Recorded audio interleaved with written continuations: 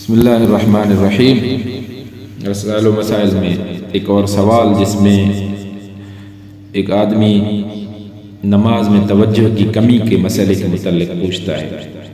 سوال یہ کر رہا ہے، فرماتے ہیں وہ پوچھتے ہیں کہ توجہ اور حضور قلب کی کمی کیا نماز کو بیکار بنا دیتی ہے؟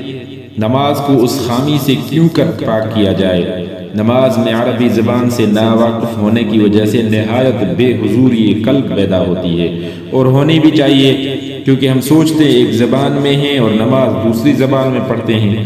اگر آیات کے مطالب سمجھ بھی لیے جائیں تب بھی ذہن اپنے زبان میں سوچنے سے باز نہیں رہتا۔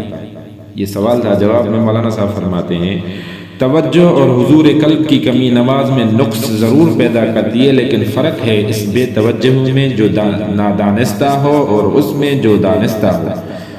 نادانستہ پر مواخذہ نہیں ہے، بشرطے کہ انسان کے دوران نماز میں جب کبھی اپنی بے توجہی کا احساس ہو جائے اس وقت وہ خدا کی طرف متوجہ ہونے کی کوشش کرے اور اس معاملے میں غفلت سے کام نہ لے۔